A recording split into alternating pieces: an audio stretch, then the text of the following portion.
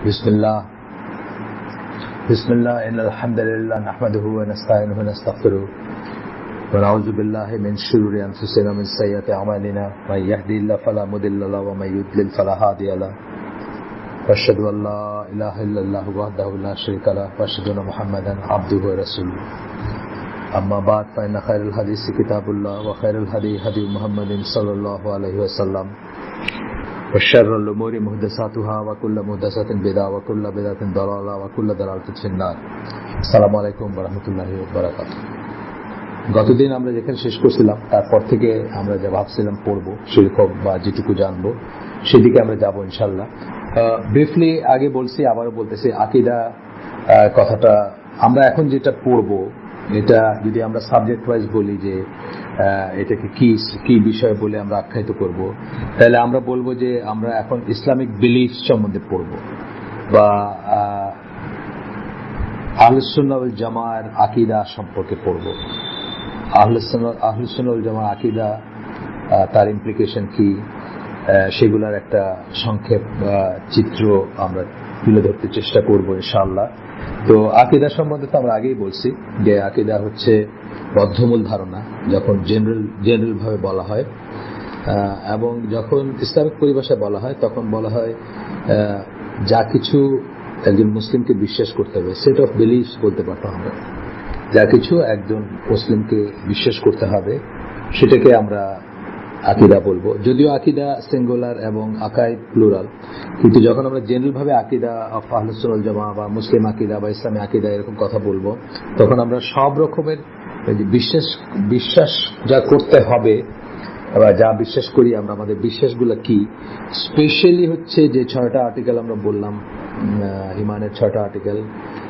আমানতু বিল্লাহি, আমরা যখন বলি আমানতু বিল্লাহি মানে আমি বিশ্বাস করি আল্লাহ, মালায়েকাতি তার ফেরেশতা সমূহে, কুতুবি রসুলি তার কিতাব সমূহে, তার রসুলগণে, ওয়াল ইয়াউমিল আখিরি আপনার আখিরাতের দিনে বা শেষ বিচারের দিনে। আর তারপর আমরা বলি কাদার খায়রি ওয়া শাররি, মানে কদর ভাগ্যের ভালো মন্দ নির্ধারণ, সেটা। তো আল্লাহ যে ভাগ্যের ভালো মন্দ নির্ধারণ করে দিয়েছেন আমাদের, সেটাতে আমরা বিশ্বাস করি। তো এটা হচ্ছে আমরা আগেও বলছি, আবার বললাম, এইগুলোর আবার এক একটার অনেক কটাই আছে। যেমন ধরেন আল্লাহ সম্বন্ধে বিশ্বাসের ভিতরে অনেক, আমি আপনাদের বলছি যে আপনারা চাইলে, অথবা আপনি যদি বলেন, আপনারা যদি মনে করেন আমি পড়বো, তাহলে আমি আপনাদের কাছে হয়তো 105টা পয়েন্ট করে পড়ে শোনাতে পারি, অথবা আংশিক শোনাতে পারি, আমার কাছে আছে, বা এটা বুকলেট ফর্মে পাওয়া যায়। আল আকীদা তাহাবিয়া আপনাদেরকে বলছি আগে। তো এখানে যেমন আল্লাহ সম্বন্ধে অনেক অনেক কিছুই আসবে এখানে। যেমন ধরেন আল্লাহ কোথায় থাকেন, আল্লাহর গুণাগুণ কি, আল্লাহ সৃষ্টির অনেক, সৃষ্টি করার বহু আগে বা সৃষ্টি করা ছাড়াই আল্লাহ জানেন যে আল্লাহ স্রষ্টা, এবং আমরা আমাদের সৃষ্টি করার আগে থেকে আল্লাহ জানেন যে আমরা কি করব বা আমরা কেমন হব বা আমরা কি নেচারের, বা আমাদের সম্বন্ধে সবকিছু জানেন, সোজা কথা। এই ধরনের বিশ্বাসগুলো আর কি, এই ধরনের ব্যাপারগুলো অনেক ফাইনাল ডিটেলস, যদিও আমরা লেমেনরা হয়তো সবসময় বুঝবো না যে এটা এত ডিটেলসে বলার কারণটা কি, মানে এত ডিটেলসে করার কারণ কি। সেটার জন্য আমাদের তো কারো কাছে যাইতে হবে বা কারো কাছে কারো এক্সপ্লেনেশন শুনতে হবে। যে যেমন যেটা বললাম যে আমাদের বা যারা সৃষ্টি বা যারা ক্রিয়েশন, তাদেরকে ক্রিয়েট করছেন বলে আল্লাহ ক্রিয়েটর তা না, তাদেরকে ক্রিয়েট করার আগেও আল্লাহ ক্রিয়েটর, অর্থাৎ তাদের ভ্যারিয়েবল না আল্লাহ। এরকম ফাইনাল পয়েন্টস একটা, এরকম অনেক কিছু আছে। যেমন আপনি জানেন সবই হয়তো, বা শুনছেন সবই, বাট হয়তো চিন্তা করেন নাই, এরকম বহু পয়েন্ট আসবে। আজকে আমরা সেদিকে যাচ্ছি না, বাট আপনারা যদি চান কখনো আমি ওগুলো পড়ে শোনাবো বা কোনোদিন আপনাদেরকে এক্সপ্লেন করবো। তো এখন আপাতত যেটা আমরা বলতেছি যে বিশ্বাস করার যে জিনিসগুলা, প্রাইমারিলি 6টা ব্যাপারে বিশ্বাস করতে হবে। সেই 6টা ব্যাপারে শাখা প্রশাখায় যত কিছু আসবে, সবকিছু সম্বন্ধে সঠিক বিশ্বাস হওয়াটা বাঞ্ছনীয়, এবং সেই স্টেট অফ বিলিফ সেটাকে আমরা ইসলামী আকীদা বলি। এই হচ্ছে কথা। যাই হোক, তো এটা নিয়ে আমরা সময় ক্ষেপণ করবো না, আকীদা নিয়ে, এটা বারবার ঘুরে ঘুরে আসবে, সেজন্য আমি এই কথাগুলো বললাম। এরপরে একটা শব্দ আমরা অনেক সময় হয়তো বলবো বা উচ্চারণ করবো, সেটা একটু জানা দরকার। সে কথাটা হচ্ছে সেই শব্দটা হচ্ছে সালাফ। সালাফ মানে আমরা আপনাদেরকে বলছি যে পূর্বপুরুষ, আমাদের পূর্বপুরুষ যারা, আদি পুরুষ যারা, এই সেন্সে কথাটা ব্যবহার করা হয়। তো রাসূল সাল্লাল্লাহু আলাইহি ওয়াসাল্লাম একটা হাদিস আছে বুখারী এবং মুসলিমের হাদিস, যেখানে উনি বলেন যে the best of mankind is my generation, সবচেয়ে মানবকুলের ভিতরে সবচেয়ে ভালো প্রজন্ম হচ্ছে আমার প্রজন্ম। Then those who come after them, তারপরে হচ্ছেন যে তারপরে যারা আসবেন তারা, অর্থাৎ তাবেঈ যারা, সাহাবীরা হচ্ছেন রাসূলের প্রজন্ম, তারপরে তাবেঈরা হচ্ছে তারপরে প্রজন্ম, এবং then those who come after them, এবং তারপরে হচ্ছেন তারপরের প্রজন্ম। তো আমরা যখন সালাফ কথাটা বলবো, প্রাইমারিলি আমরা এই তিনটা প্রজন্মকেই মেন করব, অথবা আকীদা এবং মানহাজে এক্স্যাক্টলি তাদের মতো করে যারা চলবেন বা তাদের পথের উপর যারা থাকবে তাদের তো আমরা হয়তো সালাফ বলবো, কিন্তু প্রাথমিকভাবে আমরা এই তিনটা প্রজন্মের কথা মেন করব, যে তিনটা প্রজন্মের কথা আমরা বললাম। রাসূল সাল্লাল্লাহু আলাইহি ওয়াসাল্লাম, তার সাহাবীরা প্রথম প্রজন্ম, তারপরে এরপরের প্রজন্ম তাবেঈ যারা, তারপরে তাবেঈন যারা, তাদের পরের প্রজন্ম যারা, এই তিনটা প্রজন্মের কথা বলবো। এবং আহলে সুন্নাহ ওয়াল জামাত আমরা একটু করে বলছিলাম আগে, আবার আজকে অনেক কিছু বলবো, এটা নিয়ে কথা বলবো ইনশাআল্লাহ, এটা জানাটা দরকার। তো আমরা সবসময় মনে করি, বা আহলে সুন্নাহ ওয়াল জামাত যাদেরকে আমরা, আচ্ছা আহলে সুন্নাহ ওয়াল জামাতটাকে ডিফাইন করে নিই আমরা, তারপরে না হয় আমরা এসে আসি, মানে তাদের কথায় আসি। আগে আমরা একদিন ডিফাইন করছি, আবার আজকে বলতেছি যে রাসূল সাল্লাল্লাহু আলাইহি ওয়াসাল্লামের অনেক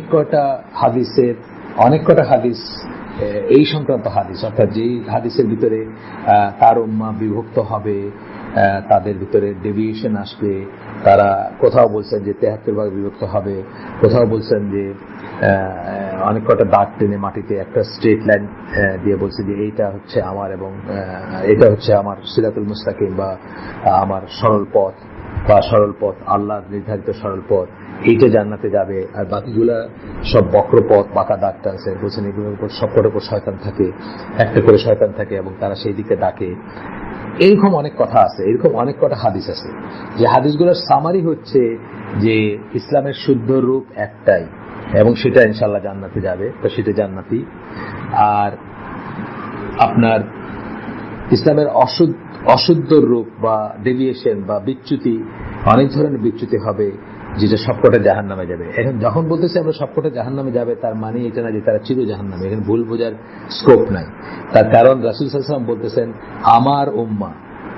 আমার উম্মাহ বলতেছেন, অর্থাৎ তারাও উম্মার ভিতরে, তারা উম্মার বাইরে না।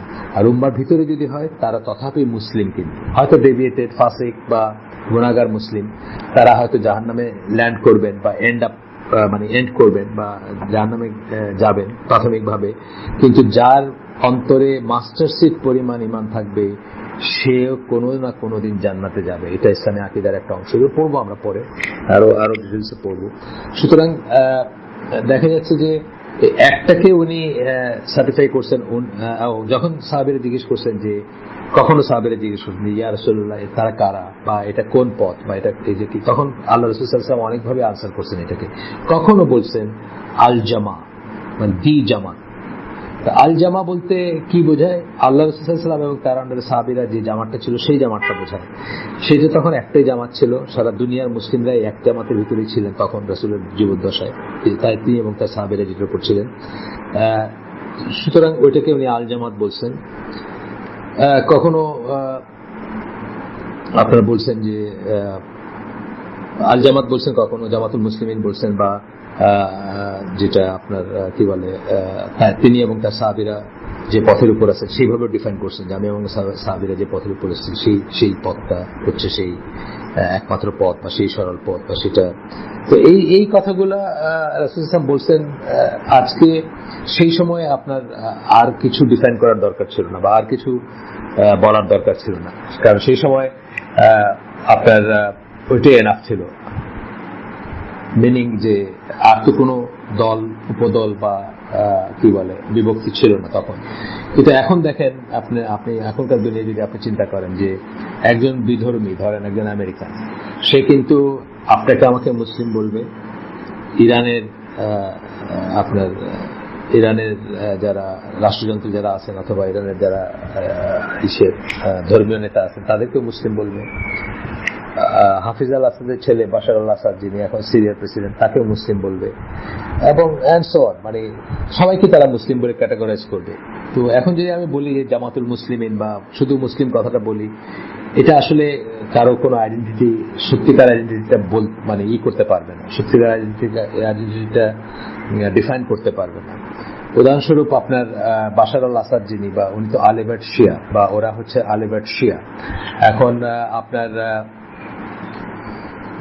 তারা বিশ্বাস করে মনে প্রাণে যে আলী রাদিয়াল্লাহু আনহু হচ্ছেন গড ইনকার্নেট, অর্থাৎ হুলুল যেটাকে আমরা বলি, মানে একজন মানুষের শরীরে। হিন্দুরা যেরকম বিশ্বাস করে অবতার, কৃষ্ণ বা এই ধরনের আরো অন্যান্য অবতার আছে তাদের, যে ভগবান বা তাদের যে ডাইটি, সে ওই মানুষের শরীরে, রক্ত মাংসের শরীরে পৃথিবীতে নেমে আসছিল, পৃথিবীতে ছিল।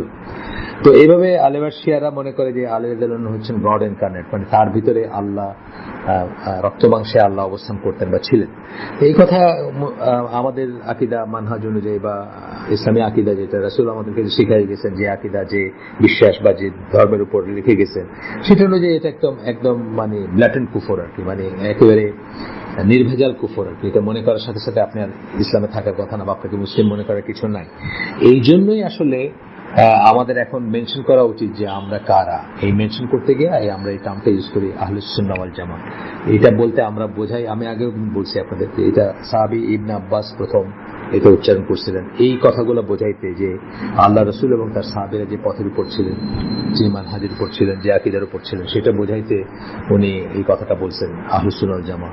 তারপর থেকে এটা ইসলামী লিটারেচারে একটা আসছে, মানে আজ পর্যন্ত সেটা আছে ইসলামী টার্মিনোলজিতে বা লিটারেচারে। কিন্তু এটা বুঝতে হবে যে এই কথাটা সবাই বলে বা অনেকেই বলবে। যেমন চিটাগংয়ে, আমাদের বাংলাদেশের চিটাগংয়ে খুবই আপনার খুব হার্ডকোর মাজার পূজারি, কবর পূজারি একটা গ্রুপ আছে, তারা নিজেদেরকে আহলে সুন্নাত বলে, বুঝছেন তো। মানে এখন সেই জন্য আমাদেরকে কেয়ারফুল থাকতে হবে যে এটা কিন্তু কোনো দলের নাম না, এটা কোনো গোষ্ঠীর নাম না, এটা আসলে একটা মেথোডোলজির নাম, একটা পদ্ধতির নাম, একটা আকীদা মানহাজের নাম, যেটা এই যার উপর থাকলে আমরা বলবো যে আমরা আহলে সুন্নাত জামাত মানহাজের উপর আসি, আকীদায় আসি, বা আমরা আহলে সুন্নাত জামাত এটা বলবো। এটা হচ্ছে সবাই অ্যাচিভেবল ড্রিম হওয়া উচিত আমাদের সবাই, আমরা যারা পরবর্তীতে এখন আসি আমাদের। তার কারণ হচ্ছে এটারই অন্য নাম আমি আপনাদেরকে বলছিলাম, আরো নাম আছে এটা, যেমন তাইফা মানসুরা, সাহায্যপ্রাপ্ত দল বা বিজয়ী দল, ফিরকাতুন নাজিয়া বা নাজাত প্রাপ্ত দল, এই ধরনের অনেক নাম আছে এটা। এবং আমরা আমাদের সবাই মনে প্রাণে চেষ্টা করা উচিত এই দলের অন্তর্ভুক্ত হওয়ার, কারণ এদের সম্বন্ধে আল্লাহ রাসূল সুসংবাদ দিয়ে গেছেন যে এরা জান্নাতি দল, এরা আল্লাহর প্রিয় দল, এরা সঠিক পথের উপর আছে, এরা সবসময় টিকে থাকবে, সঠিক পথের উপর থাকবে, ইত্যাদি ইত্যাদি অনেক কিছু আছে, এগুলো আমরা অ্যাজ উই গো আমরা পড়বো ইনশাআল্লাহ। যাই হোক, এখন কথা হচ্ছে যে আহলে সুন্নাত জামাত কথাটা বারবার আসতে দেখে আবার আমি বললাম, এবং এটা সম্বন্ধে আমাদের পরিষ্কার জ্ঞান থাকা উচিত যে এরা কারা, বা আমরা যখন মানে ডিফাইন করতে যাচ্ছি যে এদের আকীদা, এদের মানহাজ, এদের লাইফ, এদের বিশ্বাস, তখন এদের সম্বন্ধে এরা কারা সেটা প্রাইমারিলি আমাদের একদম ক্লিয়ার আইডিয়া থাকা উচিত। অনেক মানুষই বলবে তারা আহলে সুন্নাত জামাত, যেটা বলতেছি, যেখানে আপনি যত বাংলাদেশে যত মুসলিম আছেন আপনি জিজ্ঞেস করেন, তারা আপনাকে বলবেন যে তারা আহলে সুন্নাত জামাত আছেন, বা আহলে সুন্নাত জামাত আহলুস সুন্নাহ মানে সুন্নাহর আহাল, মানে সুন্নাহর লোক, এবং জামাত মানে জামাতবদ্ধ, জামাতের লোক, মানে আল জামাতের লোক। আহলুস সুন্নাহ ওয়া আল জামা মানে ওয়াল জামাত, আহলুস সুন্নাহ ওয়াল জামাত। তো এটা সবাই বলবেন যে তারা এটার উপর আছেন, কিন্তু আসলে তো তা না, আসলে তো সবাই সেটার উপর না। এই জন্য আমাদের খুব পরিষ্কার ধারণা থাকা উচিত যে আহলুস সুন্নাহ জামাত হইতে হইলে, বা তার একজন হইতে হইলে, বা সেটা সেই পথের উপর নিজেকে নিয়ে যেতে হইলে প্রথমে জানতে হবে যে তাদের চরিত্রগুলো কি, ক্যারেক্টারিস্টিক্স কি, ট্রেটস কি, বৈশিষ্ট্য কি, এবং তারপরে চেষ্টা করতে হবে যে সেখানে আমরা যেন যেতে পারি। তো যাই হোক, আমরা কিছু জিনিস ওইটা নিয়ে পড়বো। এখানে একটা আসার পড়বো। আমরা আগের দিন বলছি যে হাদিসও দিচ্ছেন ওনারা, একটা হাদিস যেটা যে এখন যে হাদিসটা, একটা হাদিস আমরা পড়তে পারি যে আল্লাহ রাসূল সাল্লাল্লাহু আলাইহি ওয়াসাল্লাম বলতেছেন, আবু দাউদের একটা সহিহ হাদিসে বলতেছেন, আলবানির মতো সহিহ, এখানে বলতেছেন যে this nation will split into 73 groups. এই জাতি বা এই উম্মাহ, তার উম্মাহ, রাসূলের উম্মাহ 73 ভাগে বিভক্ত হবে। 72 of whom will be in the fire, মানে 72টা তার আগুনে যাবে, and 1 in paradise, দে আর আল জামা, এই যেটা বললাম যে তারা হচ্ছে দি জামাত, মানে একমাত্র জামাত। একমাত্র জামাত বলতে আমরা ওইটাই বুঝবো যে রাসূল এবং তার সাহাবীরা যেটা করছিলেন সেটাই হচ্ছে দি জামাত, যেটা আল্লাহ রাসূল বলতেছেন এখানে ডিফাইন করতেছেন সেটা। এরপরে যেগুলো আসছে এগুলো সব ডেভিয়েশন বা এগুলো সব বিচ্যুতি ওখান থেকে। আচ্ছা, যাই হোক, এখন মেইন স্ট্রিম যখন আমরা বলবো, অনেক সময় আমরা মেইন স্ট্রিম ইসলাম বলবো কথাটা, বা মূলধারা ইসলাম বলবো।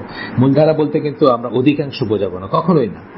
এটা একটা খেয়াল রাখবেন যে অনেক সময় বলবে যে আরে মূলধারার বেশিরভাগ বা মেইন স্ট্রিম মানুষ যেটা ভাবে সেটাই তো ঠিক, সেটা মেইন স্ট্রিম আমরা ঠিক, কিন্তু মেইন স্ট্রিম বলতে আমরা মেজরিটি বোঝাবো না কখনো, অধিকাংশ মানুষ বোঝাবো না, বা বাল্ক যেখানে আছে সেটা ঠিক এমন কোনো কথা নেই। এটা আমরা সাবধান থাকবো বা এটা মনে রাখবো।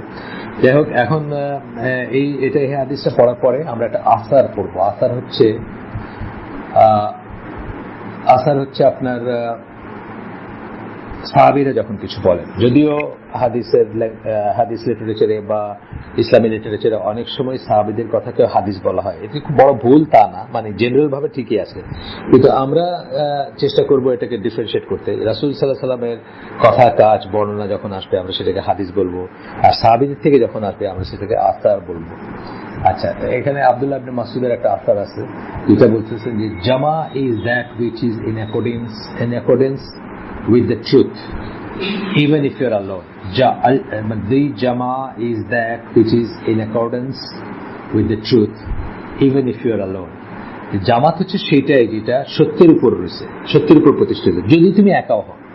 এই কথাটা থেকে বোঝা যাচ্ছে যে নাম্বারটা ম্যাটার করে না, সত্যের উপর থাকাটা, কারেক্ট আকীদার উপর থাকাটা, কারেক্ট মানহাজের উপর থাকাটা, মানহাজ মানে মূলনীতি বা পদ্ধতি, এবং আকীদা মানে বিশ্বাস, কারেক্ট বিশ্বাসের উপর থাকা, কারেক্ট পদ্ধতির উপর থাকা এবং সত্যের উপর থাকা, এটাই বেশি ইম্পর্টেন্ট। এবং সে যদি একাও হয় সেই হচ্ছে জামা।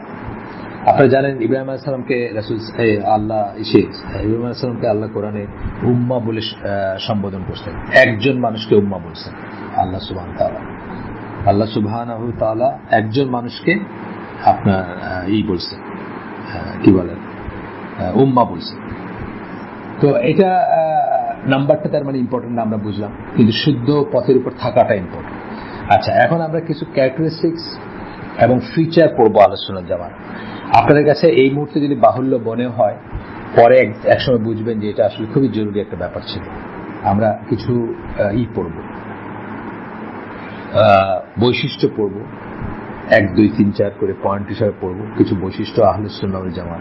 এবং এই পড়ার সাথে সাথে কিন্তু আমরা মিলিয়ে নিব যে আমরা কি সেটাতে আছি কিনা। যদি না থাকি, যেহেতু আমরা বলছি যে এটা কোনো নাম লেখানোর ব্যাপার না, এটা কোনো দল না, এটা কোনো সংগঠন নাই, যদি না থাকি আমার ওই দোষগুলোকে শুদ্ধ করে আমি সেটার উপর চলে আসবো।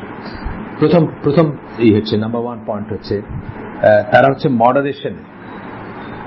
মডারেশনের মানুষ, মধ্যপন্থার মানুষ, middle path between extremism and negligence. খুব এক্সট্রিমিজম মানে চরমপন্থা, যেটা ধরেন খারেজিরা, আমরা তাকে চরমপন্থী বলি, তারা সবকিছুতে খুঁটিনাটির ব্যাপারে এত খুঁটিনাটির ব্যাপারে সিরিয়াস, এবং একটু কিছু পান থেকে চুন খসলে তারা মানুষকে কাফের জ্ঞান করে বা ধ্বংস হয়ে গেছে, শেষ হয়ে গেছে, এইভাবে চিন্তা করে। সেই এক্সট্রিমিজমে আমরা যাবো না। আবার নেগলিজেন্সে যাবো না, যে কোনো সমস্যা নাই, যা ইচ্ছা তাই করো, একবার মুসলিম নাম আছে বা ঈদের দিন তো নামাজ পড়ি বা জুমার দিন পড়ি, তাইলে সব ঠিক আছে, সেটাও না। আমরা মধ্যপন্থা থাকবো, বিটুইন এক্সাজারেশন অ্যান্ড নেগলেক্ট, একই ধরনের কথা। whether that has to do with আকিদা, রুলিংস or behavior, আকিদার ব্যাপারে, ফতোয়ার ব্যাপারে অথবা ব্যবহারের ব্যাপারে আমরা মধ্যপন্থার থাকবো। এবং আপনারা জানেন যে আপনার এমনিতে আমি বলতেছি যে কোরআনে আল্লাহ কিন্তু আমাদেরকে মধ্যপন্থার উম্মত বলেই করছেন, উম্মাতান ওয়াসাতান বলছেন, সূরা বাকারা 143 নম্বর আয়াত। আমাদেরকে দিয়ে আমরা মধ্যপন্থারই হব। এই মধ্যপন্থার মানে কিন্তু এটা না যে 5 ওয়াক্ত নামাজ আছে আমার উপর ফরজ, আমি এখন 0 আর 5-এর মাঝখানে 2 বা 3 ওয়াক্ত পড়লাম, এটা না। কিন্তু মধ্যপন্থা হচ্ছে যখন সেখানে চয়েসের ব্যাপার থাকবে, যখন সেখানে আপনার মার্জিন থাকবে, যখন সেখানে স্পেস থাকবে, তখন আমরা মিডল পাথটা নিব আর কি। আমার পরে পড়বো, দেখবেন যে আমরা অন্যত্র বলবো এটা, যে যেমন ধরেন কথার কথা তাকলিদ এবং তাকফির দুইটার মাঝখানে আমরা থাকবো। তাকলিদ এবং তাকফির, আমরা কাউকে অন্ধভাবে অনুসরণ করবো না আল্লাহ সাল্লাল্লাহু আলাইহি ওয়াসাল্লাম ছাড়া, এটা হচ্ছে তাকলিদ, এটা আমরা করবো না। আবার তাকফির বা কাউকে কথায় কথায় কাফেরও মনে করবো না, মানে একদিকে অন্ধ অনুসরণ করা, আরেকদিকে রিজেকশন, কোনোটাই করবো না, আমরা মাঝখানে থাকবো। তো এরকম অনেক জিনিস আসবে, তাকলিদ তাকফিরের মাঝখানে, খারেজি এবং মুরজিয়াদের মাঝখানে, এই ধরনের বহু কথা আমরা বলবো মধ্যপন্থার উম্মত যখন বলবো। আচ্ছা, সেকেন্ড পয়েন্টটা হচ্ছে আমরা শুধুমাত্র কোরআন এবং সুন্নাহর অনুসারী, বা আহলে সুন্নাত জামাত শুধুমাত্র কোরআন এবং সুন্নাহর অনুসরণ করে। তা কোরআন এবং সুন্নাহ কি? টেক্সটের কাছে আত্মসমর্পণ করে। টেক্সট মানে নসটাকে তারা খুব ইম্পর্টেন্ট মনে করে, এটা টেক্সটের কাছে তারা আত্মসমর্পণ করে। আর ইন্টারপ্রিট করবে তারা কিভাবে? সালাফদের মেথোডোলজি অনুযায়ী। সালাফ, এই যে এই জন্য সালাফ কথাটা আসতেছে, সালাফদের মেথোডোলজি মানে প্রথম 3 জেনারেশন যা বুঝছিলেন কোন একটা ব্যাপার নিয়ে, আমরাও সেইভাবে বুঝবো বা সেইভাবে বোঝার চেষ্টা করবে যারা, তাদেরকে আমরা বলবো আহলে সুন্নাত জামাত। বা আহলে সুন্নাত জামাত চরিত্র হচ্ছে এটা যে তারা টেক্সটের কাছে সাবমিট করবে, অর্থাৎ যখন নস বা দলিল আসবে বা কোরআন আসবে বা হাদিস আসবে, সে জায়গাকে প্রাথমিকভাবে সাবমিট করবে। ইন্টারপ্রিটেশন করার যদি কোনো ব্যাপার থাকে কখন, তাহলে কি করবে? সালাফে যেভাবে ইন্টারপ্রিটেশন করছিলেন, সালাফ মানে প্রথম 3 প্রজন্ম, সেটা। তাহলে এখানে দেখেন, আপনি দুনিয়ার বহু মুসলিম থেকে কিন্তু এই কথাটার ভিতরে আপনি আলাদা হয়ে যাবেন। কেন আমি বলতেছি দাঁড়া, ধরেন আল্লাহর হাত আছে, আল্লাহর মুখ আছে, আল্লাহর পা আছে, এই কথাগুলা আমরা আক্ষরিকভাবে এই কথাগুলোর কাছে সাবমিট করব, এগুলোকে তাওয়িল করব না, ব্যাখ্যা করে নিজের মন গড়া ব্যাখ্যা করব না। আল্লাহ রাসূল সাল্লাল্লাহু আলাইহি ওয়াসাল্লাম এবং তার অনুসারী যারা, মানে তার সাহাবীরা যদি কোনো ব্যাখ্যায় না গিয়ে থাকেন কোনো ব্যাপারে, আমরা সেখানে ব্যাখ্যায় যাব। আল্লাহ রাসূল সাল্লাল্লাহু আলাইহি ওয়াসাল্লাম এই সমস্ত ব্যাপারগুলোকে আক্ষরিক অর্থেই বুঝছেন, কিন্তু এখন মানুষ এটা নিতে পারে না। অনেক মানুষ বলে যে আচ্ছা, আল্লাহর হাত বলতে এটা কুদরতি হাত বোঝানো হয়েছে, পাওয়ার বোঝানো হয়েছে, পা বলতে এটা বোঝানো হয়েছে, হাসি বলতে এটা বোঝানো হয়েছে, কথা বলতে এটা বোঝানো হয়েছে, মানে টুইস্ট করতে চায়, তাওয়িল করতে চায়। এটা আহলে সুন্নাত জামাত কখনোই করবে না, আনলেস আল্লাহ রাসূল সাল্লাল্লাহু আলাইহি ওয়াসাল্লাম কোন একটা ইন্টারপ্রিটেশন দিয়ে গেছেন, কোন জিনিসের কোন ইন্টারপ্রিটেশন দিয়ে গেছেন, এইরকম যদি থাকে কোনো একটা বাণীর বা কোনো একটা কথা, সেটা হয়তো আমরা নিব, বা তার সাহাবীরা যদি করে থাকেন। তাহলে আমরা দেখেন এখানে কিন্তু আমরা দুনিয়ার অনেকের থেকে আলাদা হয়ে যাব। আমরা মুখকে মুখ বুঝবো, আল্লাহর মুখকে মুখ বুঝবো, আল্লাহর হাতকে হাত বুঝবো, আল্লাহর হাসিকে হাসি বুঝবো, আল্লাহর গজবকে রাগ বুঝবো, বুঝছেন না? তাওয়িল করবো না, টুইস্ট করবো না।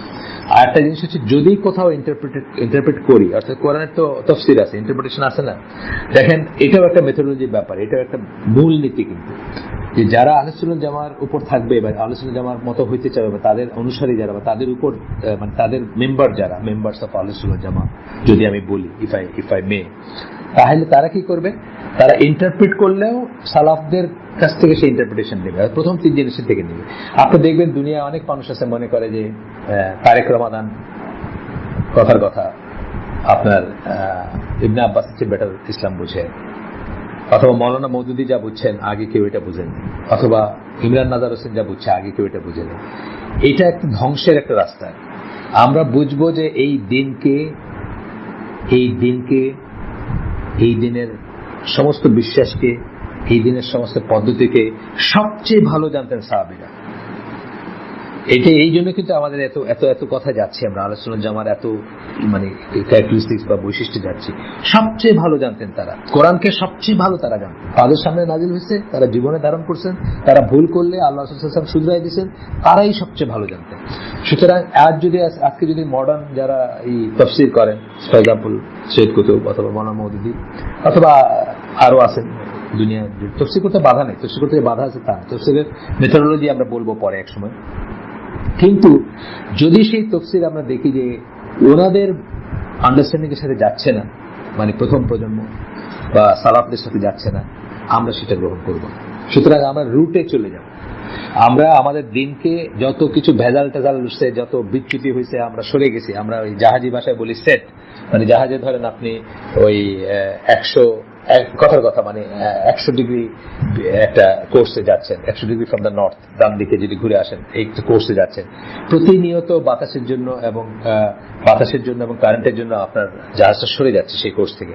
আবার অটো পাইলট যখন থাকে সে তখন আবার সেই কোর্সের উপর নিয়ে যায়, অথবা ম্যানুয়ালি যদি নিয়ে যান আবার সেখানে নিয়ে যান। এইভাবে আমরা শুদ্ধ করি। কিন্তু যদি শুদ্ধ না করতাম তাহলে আমি দেখতাম যে আমার স্টার্টিং পয়েন্ট থেকে যদি 1 ডিগ্রি ডেভিয়েশন হতো, আমি ডেস্টিনেশনে হয়তো 1000 মাইল দূরে গিয়ে পৌঁছাতে পারতাম। কথা বুঝছেন তো? মানে এইভাবে তো আমাদের দিনের ভিতর অনেক ভেজাল ঢুকছে, অনেক আবর্জনা ঢুকছে, অনেক মিসকনসেপশন ঢুকছে। এটা আমরা কোন কোষ্টি পাথর বা কোন ডেটাম বা কোন প্যারাডাইম বা কোন স্ট্যান্ডার্ড দিয়ে মাপবো? ওই সালাফদের স্ট্যান্ডার্ড দিয়ে মাপবো।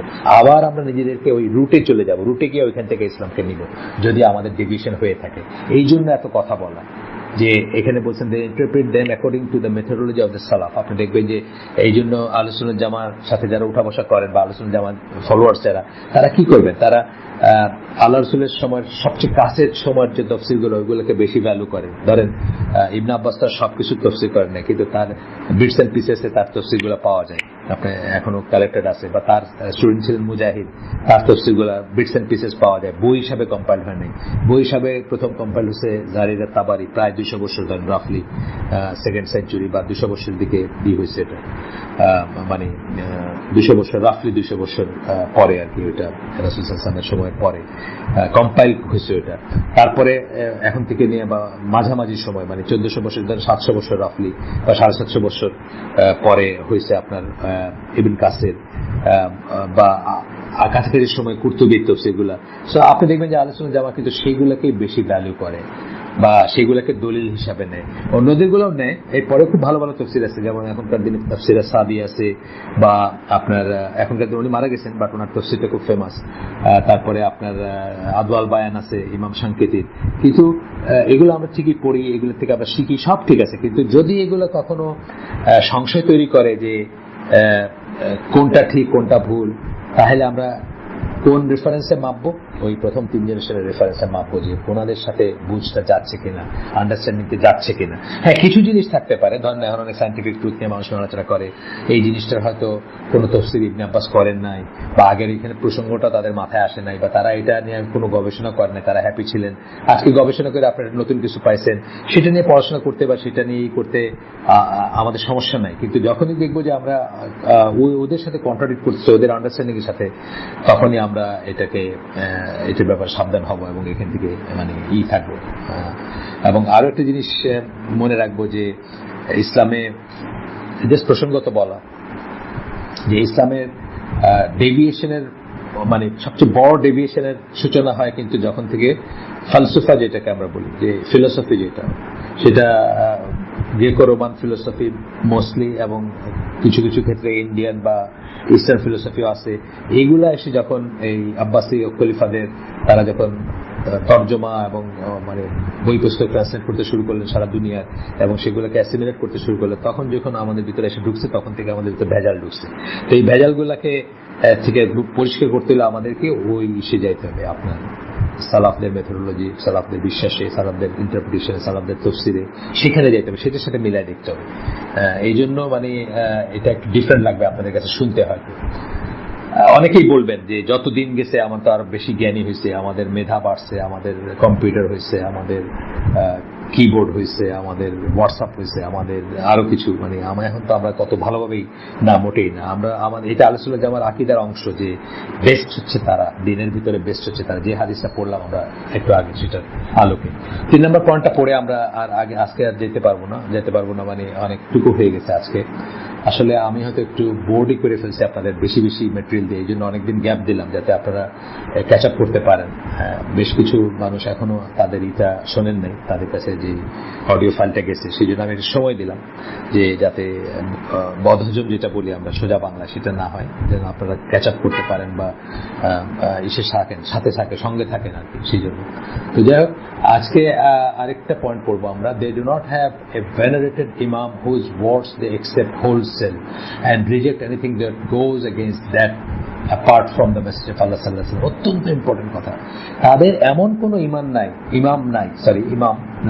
লিডার নাই আহলে সুন্নাত জামাত, যার কথা তারা অন্ধভাবে হোলসেল নিবে এবং তার এগেইনস্টে গেলেই সব রিজেক্ট করবে, এক্সেপ্ট রাসূল সাল্লাল্লাহু আলাইহি ওয়াসাল্লাম। রাসূল সাল্লাল্লাহু আলাইহি ওয়াসাল্লাম হচ্ছেন একমাত্র ব্যক্তি যার কথা আমরা হোলসেল নিব, ব্লাইন্ডলি নিব, আর তার কন্ট্রারি কিছু হলে সেটা রিজেক্ট করবো। এছাড়া আমাদের আর কোনো মানুষের নাই যার বেলা এটা প্রযোজ্য। ইমাম আবু হানিফা হন, ইমাম আহমদ বিন হাম্বল হন, অথবা আজকের দিনের কোন ইমাম হন, নাসিরউদ্দিন আলবানী হন, মৌলানা মওদুদী হন, ইলিয়াস রহমতুল্লাহ আলাইহি তবলিগের হন, প্রশ্নই উঠে না। একমাত্র রাসূল সাল্লাল্লাহু আলাইহি ওয়াসাল্লামের ব্যাপারে আমরা হোলসেল নিব এবং তার এগেইনস্টে কিছু গেলে সেটাকে আমরা রিজেক্ট করব। They are the most knowledgeable of people about him and his words and deeds. কারা? আহলে সুন্নাত জামাত। কার কাজ সম্বন্ধে তারা সবচেয়ে নলেজেবল? রাসূল সাল্লাল্লাহু আলাইহি ওয়াসাল্লাম সম্বন্ধে সবচেয়ে নলেজেবল, তার কাজ সম্বন্ধে, তার কথা সম্বন্ধে তারা সবচেয়ে নলেজেবল, তারা সবচেয়ে বেশি জ্ঞান রাখে, সুন্নাহ নিয়ে বেশি পড়াশোনা করে। Hence they are the ones who love his সুন্নাহ দ্য মোস্ট। তাই আহলে সুন্নাত জামাত মানুষরা হচ্ছে তার সুন্নাহকে সবচেয়ে বেশি ভালোবাসে। আর ভালোবাসাটা কি দিয়ে প্রকাশ করে? জীবনে ধারণ করে প্রকাশ করে। শুধু থিওরিটিক্যাল ভালোবাসা না, মিলাদ পড়ে না, তুমি না এলে দুনিয়ায় আধার দুবিত সবই, তুমি যে নূরের রবি, এইসব বলে না, তাকে ফলো করে, জীবনে ধারণ করে, তার মতো নামাজ পড়ে, তার মতো খেয়ে, তার মতো কাপড় পরে, তার মতো মানে জীবনযাপন করে, সমস্ত কিছুতে, জীবনের প্রত্যেকটা আসপেক্টে, প্রত্যেকটা ফিল্ডে সুন্নাহকে ধারণ করে তবে তারা তাদের ভালোবাসাটাই করে, তার প্রতি ভালোবাসাটাকে তারা ফুলফিল করে বা মেটেরিয়ালাইজ করে বা মানে ওইটা একটা রূপ দেয়, নট ইন ওয়ার্ডস অনলি, শুধু কথা বললাম, গান গাইলাম, সেসব না। তো আজকে আমরা শেষ করে দিই ইনশাল্লাহ। আগামী দিন এই 3 নম্বর পয়েন্ট থেকে নিয়ে অনওয়ার্ড আমরা পড়বো ইনশাল্লাহ। সুবহানাকা আল্লাহুম্মা ওয়া বিহামদিকা আশহাদু আল্লা ইলাহা ইল্লা আনতা আস্তাগফিরুকা ওয়া আতুবু ইলাইক। আমরা যা পড়লাম তার ভিতরে ভালো কিছু শুনে থাকলে সমস্ত প্রশংসা আল্লাহর, আর খারাপ কিছু শুনে থাকলে সমস্ত ব্যর্থতা আমার এবং সেটা শয়তানের তরফ থেকে। আল্লাহ আমাদেরকে আমল করার তৌফিক দেন। আসসালামু আলাইকুম ওয়া রাহমাতুল্লাহি ওয়া বারাকাতুহু।